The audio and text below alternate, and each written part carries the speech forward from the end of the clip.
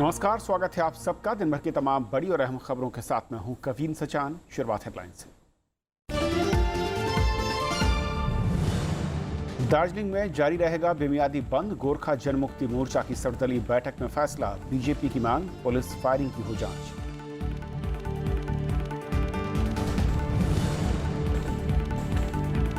एक जुलाई से ही लागू होगा जीएसटी। वित्त मंत्री ने कहा, रिटर्न के लिए पर्याप्त समय। संसद से मध्य रात्रि को होगी लॉन्चिंग।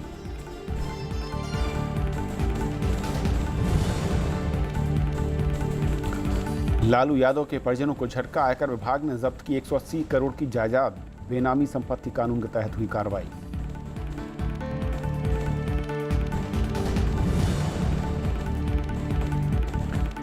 मध्य प्रदेश में 2 और किसानों ने दी जान। 12 दिन में 17 किसानों ने की खुदकुशी। केंद्र नहीं कर रहा कर्ज माफी पर विचार।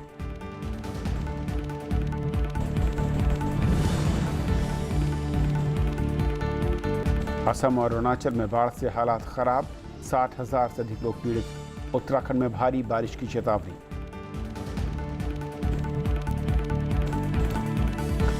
और आइए देखते हैं पहली खबर।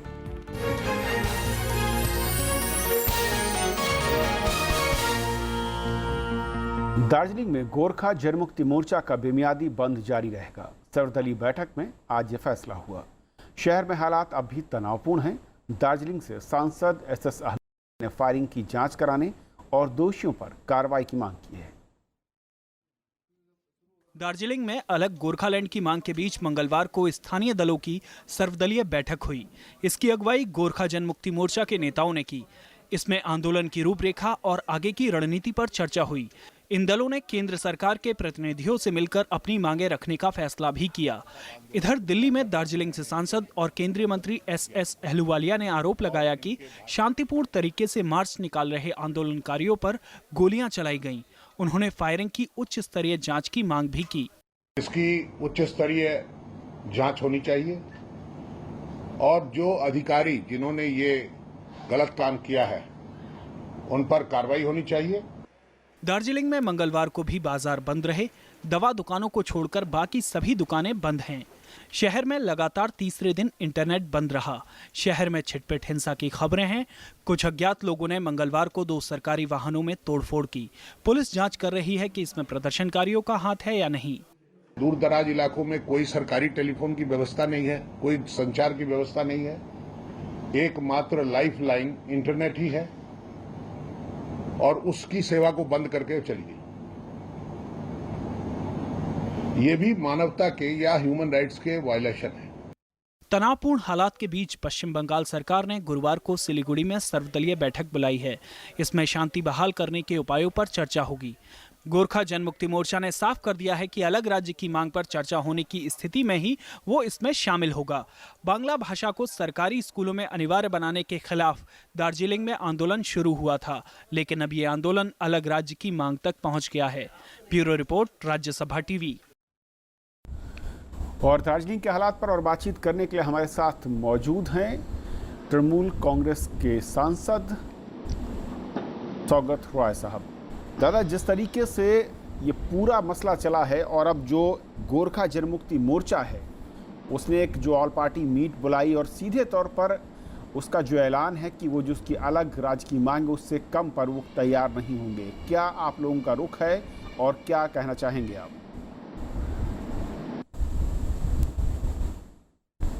हमको कहना है कि जीजेएम जितने भी लोगों को बुलाए, पश्चिम बंगाल को बंटवारा होने का कोई प्रस्ताव हम लोग नहीं मानेंगे।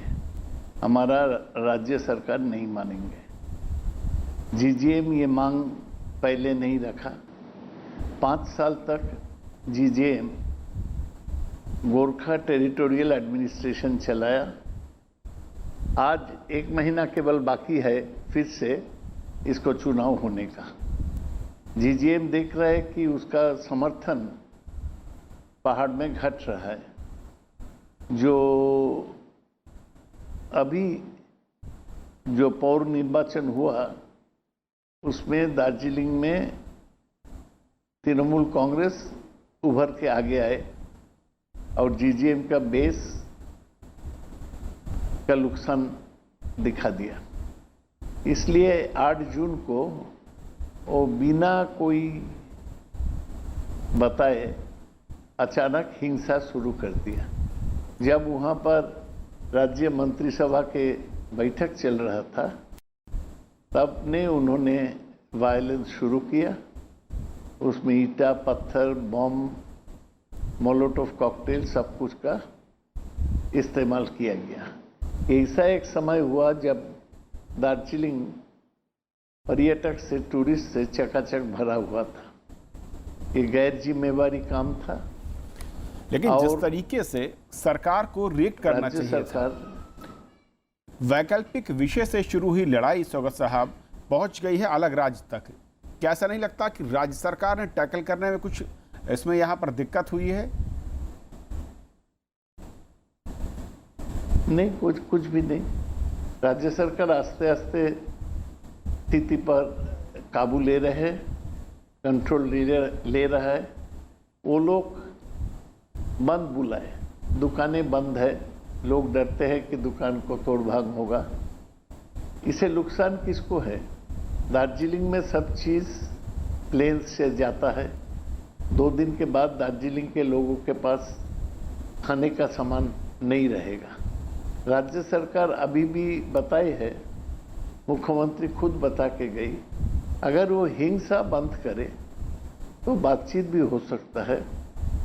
GTA एक्ट जो है, दार्जिलिंग गोरखा टेरिटोरियल एडमिनिस्ट्रेशन का एक्ट, उसके बारे में भी बातचीत करे, वो मंजूर है। लेकिन गोरखालैंड में मांग नामंजूर है। कभी ऐसे गोरखालैंड नहीं मिलेगा। वो हिंसा करेंगे, आस्ते आस्ते प्रशासन उसको कंट्रोल करेंगे। लेकिन सौगता, और मूवमेंट फिजल कहा यह जा रहा है कि दार्जिलिंग में जो GJM है और तृणमूल कांग्रेस, दोनों जो दल हैं, ये अपनी राजनीतिक विरासत, राजनीतिक फसल को काटने के लिए एक शांत जो क्षेत्र है, पर्यटक स्थल था, उसको उन्होंने बहुत बड़ा नुकसान पहुंचाया है। क्योंकि वैकल्पिक विषय को लेकर जिस तरीके से राज्य सरकार ने स्टैंड दिखाया और उसके करीब 48 घंटे के बाद क्लैरिफिकेशन आया, आपको नहीं लगता कि वहां से आप लोगों ने चिंगारी को हवा दे दी? नहीं, ये तो एक गलत प्रचार था कि दार्जिलिंग में बांग्ला पढ़ाना कंपलसरी होगा। ये सरकार का कभी मंशा नहीं था। लेकिन इसको बारे में एक प्रचार करके लोगों को भड़काया गया। हमें ये कहना है कि हम प्रांतीय सरकार चलाते हैं, पश्चिम बंगाल सरकार चलाते हैं, तो हम क्यों चाहेंगे वहाँ अशांति हो? और अशांति का कोई बात नहीं था। 8 जून जब कैबिनेट मीटिंग हो रहा था, अचानक GJM मोर्चा निकला और मोर्चा से पुलिस पर हमला हुआ। राजभवन में भी मोर्चा जाने का कोशिश किया। इसके बाद तो लगातार हिंसा चल रहा है। पुलिस उसको नियंत्रण करने का, काबू कर पाने का कोशिश कर रहा है। इतना ही तो हम कर सकते। हमारा कोई सियासती फायदा नहीं है।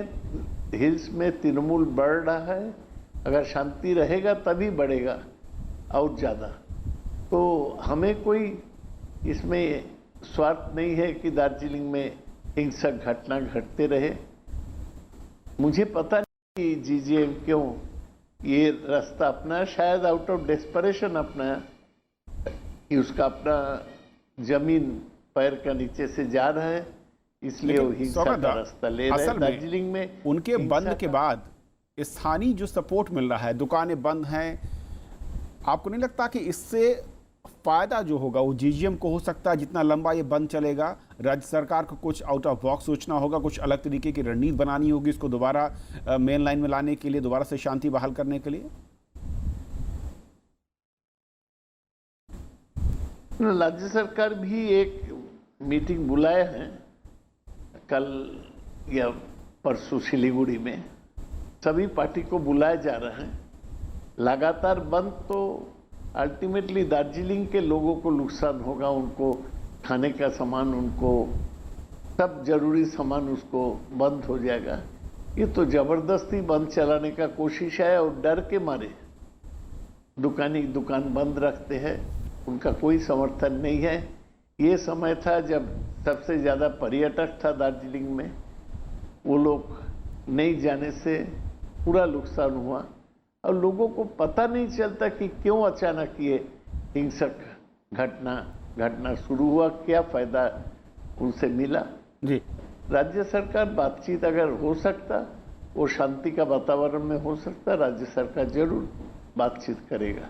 एक आखिरी सवाल सर, जब कि हिंसा चलता रहा सेंटर के साथ तब तो राज्य सेंटर के साथ इस पूरे मसले को लेकर जाहिर है कि राज्य सरकार टच में होगी, बातचीत हो रही होगी। कोई ऐसी बातचीत या रणनीति केंद्र की ओर से कोई निर्देश या फिर कोई सुझाव? नहीं, हमारे गृह मंत्री राजनाथ सिंह जी हमारे मुख्यमंत्री से बात किया, मुख्यमंत्री उनको बोला फिर 4 कंपनी सीआर सेंट्रल फोर्सेस भेजने के लिए, और गृह मंत्री जो बयान दिया दार्जिलिंग में शांति का अपील करके, हम तो उसको ठीक समझते हैं। अभी कोई ट्राइपार्टाइट नेगोशिएशन का जगह है नहीं। क्या इशू है कि जिस पर ट्राइपार्टाइट नेगोशिएशन होगा, और गोरखालैंड के बारे में तो हम कोई चर्चा ही नहीं करेंगे।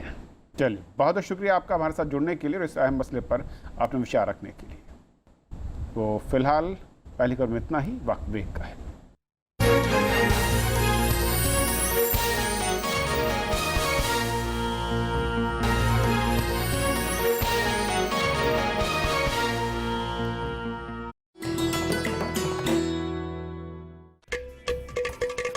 घटम प्राचीन दक्षिण भारतीय ताल वाद्य जब बजता है तो सृष्टि के 5 तत्वों धरा, जल, वायु, अग्नि और आकाश के स्वर को इसकी धुन में किया जा सकता है महसूस। घटम पर उंगलियों और हथेली के थाप से उत्पन्न हुई स्वर तरंग पैदा करती है अद्भुत ताल।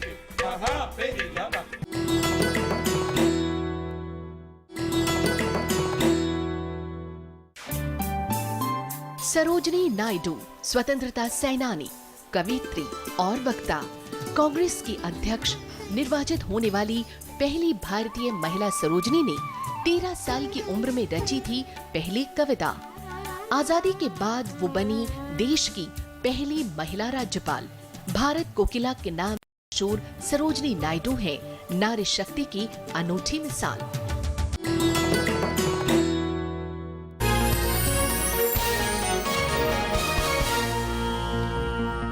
वित्त मंत्री अरुण जेटली ने साफ किया कि 1 जुलाई से ही देश भर में जीएसटी लागू होगा। उन्होंने कहा कि इसके लिए तैयार नहीं होने का कोई बहाना नहीं बनाया जा सकता। उन्होंने बताया कि 30 जून की रात सेंट्रल हॉल में एक समारोह में प्रधानमंत्री और राष्ट्रपति इसका ऐलान करेंगे। वित्त मंत्री अरुण जेटली ने जीएसटी की तैयारियों पर मंगलवार को प्रेस कॉन्फ्रेंस की। उन्होंने कहा कि 1 जुलाई से जीएसटी जम्मू कश्मीर को छोड़ पूरे देश में लागू हो जाएगा। वित्त मंत्री ने कहा कि जीएसटी लागू करने की तारीख पहले घोषित हो गई थी, इसलिए अब तैयारी पूरी नहीं होने का बहाना नहीं बनाया जा सकता। We have for the last 6 months been saying that the date is 1st July. Nobody had any business not to be ready. Even when we have finally announced that it is 1st of July, we have the readiness will be determined when you have to file your first return, which is 10th August. That also we have extended it to 15th September.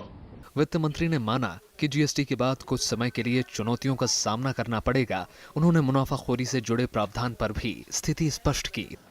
I seriously hope that even though transiently there is an anti-profiteering clause, it should act as a deterrent and not really be used. Unless, I hope we are not compelled to use it. वित्त मंत्री ने बताया कि GST के लिए 30 जून और 1 जुलाई की मध्य रात्रि को संसद के सेंट्रल हॉल में खास कार्यक्रम होगा। इसमें राष्ट्रपति प्रणब मुखर्जी, उपराष्ट्रपति मोहम्मद हामिद अंसारी, प्रधानमंत्री नरेंद्र मोदी, लोकसभा अध्यक्ष सुमित्रा महाजन, पूर्व प्रधानमंत्री मनमोहन सिंह और एचडी देवेगौड़ा मंच पर मौजूद होंगे। सभी राज्यों के मुख्यमंत्रियों और वित्त मंत्रियों के साथ सांसदों को भी आमंत्रित किया गया है। सभी राजनीतिक दलों का, सभी विधानसभाओं का, राज्य सरकारों का इसमें योगदान रहा और एक सरकार से आरंभ हुआ दूसरी सरकार और तीसरी सरकार तक ये एक संशोधन गया है। जीएसटी लॉन्च होने के बाद राष्ट्रपति और प्रधानमंत्री भाषण भी देंगे। इस दौरान 2 शॉर्ट फिल्म भी दिखाई जाएंगी। संसद भवन के पूरे परिसर को रंग बिरंगी झालरों से गुलजार करने की योजना है। जीएसटी को आजाद भारत का सबसे बड़ा कर सुधार माना जा रहा है। वित्त मंत्री को उम्मीद है कि इसके लागू होने से कर चोरी रोकेगी और केंद्र और राज्यों की आमदनी बढ़ेगी। पंचानन मिश्रा, राज्यसभा टीवी। राष्ट्रपति के उम्मीदवार बनाने जाने के बाद रामनाथ कोविंद ने बिहार के राज्यपाल पद से इस्तीफा दे दिया है। वहीं जेडीयू की राष्ट्रपति चुनाव को लेकर कल बैठक होनी है। इधर वाम दलों का कहना है कि वो एनडीए उम्मीदवार के खिलाफ प्रत्याशी उतारने के पक्ष में है। एनडीए की ओर से राष्ट्रपति के उम्मीदवार रामनाथ कोविंद ने मंगलवार को दिल्ली में कई केंद्रीय मंत्रियों से मुलाकात की। वो राजनाथ सिंह, रविशंकर प्रसाद और हर्षवर्धन समेत कई नेताओं से मिले। सभी ने उन्हें बधाई दी। सोमवार रात उन्होंने प्रधानमंत्री नरेंद्र मोदी और अध्यक्ष अमित शाह से मुलाकात की थी। दिल से सभी यही चाहते हैं कि नाम बहुत अच्छा है और नाम जो है वो राष्ट्रपति पद के गरिमा के अनुकूल है और सभी लोग समर्थन करेंगे। एनडीए उम्मीदवार बनाए जाने के बाद रामनाथ कोविंद ने बिहार के राज्यपाल पद से इस्तीफा दे दिया। राष्ट्रपति प्रणब मुखर्जी ने इसे मंजूर करते हुए पश्चिम बंगाल के राज्यपाल केशरीनाथ त्रिपाठी को अतिरिक्त प्रभार दिया है। रामनाथ कोविंद के समर्थन को लेकर विपक्षी दलों की आलोचना सामने आ रही है। बिहार के मुख्यमंत्री नीतीश कुमार इस मुद्दे पर बुधवार को पार्टी नेताओं के साथ बैठक करेंगे। गवर्नर के रूप में बिहार में कार्यकाल बहुत शानदार रहा है। उन्होंने कभी हमारी सरकार के लिए किस तरह की परेशानी पैदा नहीं की। कांग्रेस और दूसरे विपक्षी दलों की 22 जून को बैठक होनी है। कांग्रेस का कहना है कि विपक्षी दलों से बात कर उम्मीदवार का फैसला होगा। हमारी लीडरशिप अपनी बात बताएगा, दूसरी लीडरशिप अपनी बात बनाएगा और उस पे जो भी आम सहमति होगी हम आम सहमति के साथ चलेंगे। It has become a battle for safeguarding secular democracy. In such a situation, we wish the opposition parties take a common stand to face this contest, to go for this contest. Congress BJP की ओर से उम्मीदवार को लेकर एक तरफा फैसले पर निराशा जता चुकी है।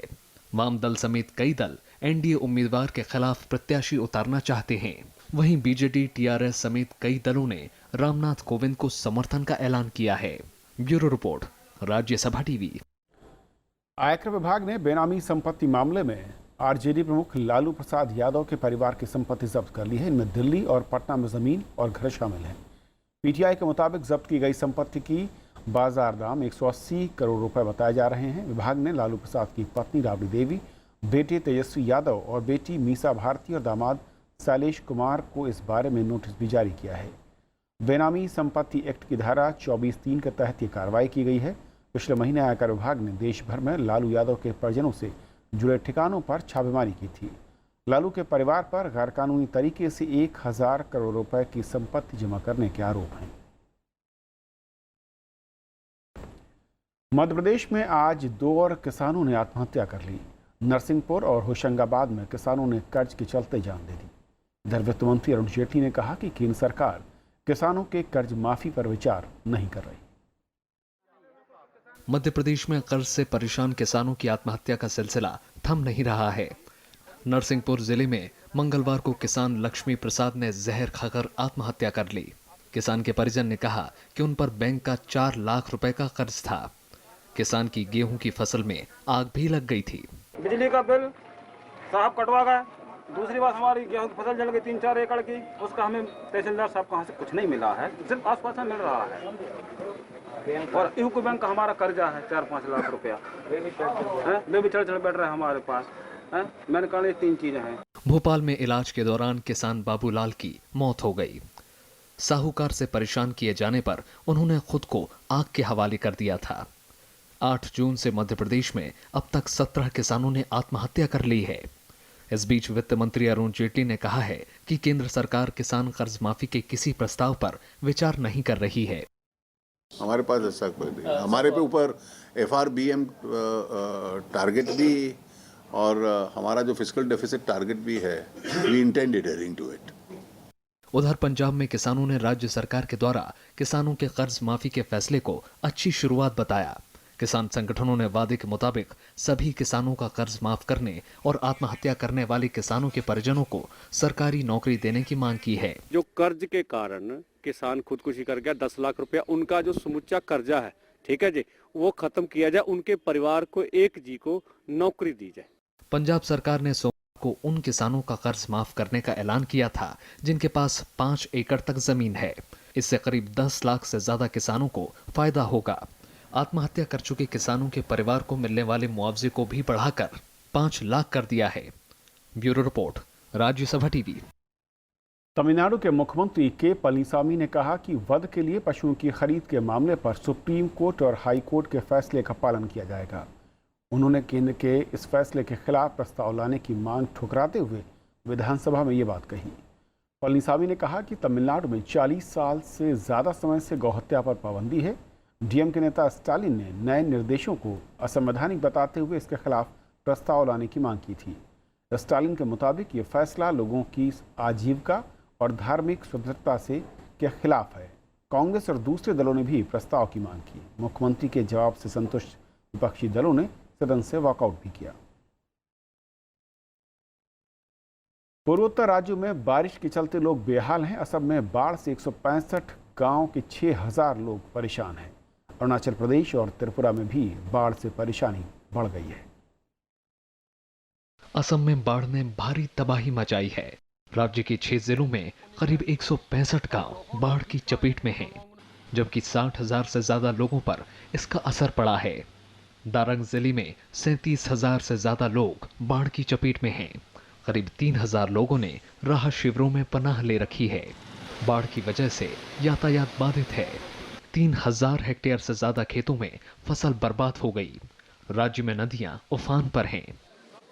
मुख्यमंत्री सर्बानंद सोनोवाल ने गुवाहाटी में बाढ़ के हालात की समीक्षा की। उन्होंने अधिकारियों को लोगों की मदद पहुंचाने का निर्देश जारी किया। अरुणाचल प्रदेश के भालुकपोंग में सेना ने भूस्खलन में फंसे 200 लोगों को बचाया। ये लोग रविवार दोपहर से अपने वाहनों के साथ इस इलाके में फंसे हुए थे। बारिश के बाद राज्य में लोग भूस्खलन और बाढ़ से बेहाल हैं। ईटानगर में चट्टान खिसकने से एक शख्स की मौत हो गई, जबकि 3 लोग घायल हो गए। भारी बारिश के चलते राज्य में पानी की सप्लाई भी बाधित हुई है। उत्तराखंड के 6 जिलों में अगले 48 घंटों में भारी बारिश का अलर्ट जारी किया गया है। मौसम विभाग के मुताबिक हरिद्वार, देहरादून, चमोली, रुद्रप्रयाग, नैनीताल और पिथौरागढ़ में भारी बारिश हो सकती है। अलर्ट के चलते 4 धाम यात्रा को भी फिलहाल रोक दिया गया है। मौसम विभाग के द्वारा कई जगह भारी बारिश का अलर्ट दिया गया है। इसके संबंध में ऑलरेडी हमने सारे डिस्ट्रिक्ट एडमिनिस्ट्रेशन को, सारे डीडीएमओस को ऑलरेडी हमारे स्तर से अलर्ट जारी हो गया। हमने सारे डिस्ट्रिक्ट एडमिनिस्ट्रेशन को कहा है कि वो पूरी अपने जितने डिफरेंट तहसील्स हैं, ब्लॉक्स हैं, सभी जगह मैसेज कर देंगे। अपने जितने भी यूनिट्स हैं, जो अपने डिपार्टमेंट्स हैं लाइक पब्लिक वर्क्स डिपार्टमेंट, उनको एक्टिवेट कर देंगे। दिल्ली एनसीआर में बारिश से मौसम सुहावना हो गया है। उत्तर भारत के कई इलाकों में हुई बारिश से लोगों को गर्मी से थोड़ी राहत मिली है। Bureau report, Rajya Sabha TV. अंतर्राष्ट्रीय योग दिवस के मौके पर कल दुनिया के 180 देशों में कार्यक्रम होंगे। प्रधानमंत्री नरेंद्र मोदी लखनऊ में योग करेंगे। वहीं देश भर में योग दिवस की तैयारियां पूरी हो चुकी हैं। इस अवसर पर विश्व योग दिवस के लिए देश विदेश में तैयारियां पूरी हो गई हैं। उत्तर प्रदेश की राजधानी लखनऊ में प्रधानमंत्री नरेंद्र मोदी योग दिवस कार्यक्रम पर शामिल होंगे। केंद्र और राज्य सरकारों ने 21 जून को होने वाले अंतर्राष्ट्रीय योग दिवस को लेकर विशेष इंतजाम किए हैं। लोग भी इन कार्यक्रमों में शामिल होने के लिए कई दिनों से योग अभ्यास कर रहे हैं। प्रधानमंत्री 21 तारीख को लखनऊ के अंदर करेंगे। हमारे अमित शाह जी राष्ट्रीय अध्यक्ष अहमदाबाद के अंदर होंगे। हम सभी केंद्रीय मंत्री किसी न किसी प्रदेश के अंदर योग करेंगे। विदेश मंत्रालय ने दिल्ली में विदेशी राजनयिक और अधिकारियों के लिए योग दिवस पर विशेष तैयारियां की हैं। तो पहली बार ये फैसला किया गया है कि विदेश मंत्रालय आयुष के सहयोग से जो राजनयिक हैं दिल्ली में, उनके लिए अंतर्राष्ट्रीय योग दिवस पर एक विशिष्ट कार्यक्रम का आयोजन करेगा। दुनिया भर में योग दिवस के लिए लोगों में खासा उत्साह दिख रहा है। America, Cuba, Serbia, Japan, Indonesia, Pakistan और फ्रांस समेत दुनिया के 180 देशों में योग दिवस की तैयारियां चल रही हैं। इसमें भारतीय उच्चायोग और दूतावास खास भूमिका अदा कर रहा है। what has happened in the last 3 years is quite phenomenal. That this movement has actually brought this ancient discipline, philosophy and practice from India. New York में संयुक्त राष्ट्र मुख्यालय की इमारत को योग के रंग में विशेष तौर पर सजाया गया है। संयुक्त राष्ट्र महासभा ने दिसंबर 2014 में 21 जून को अंतर्राष्ट्रीय योग दिवस घोषित किया था। Bureau report, Rajya Sabha TV. तो फिलहाल इस बुलेटिन में इतना ही। नमस्कार।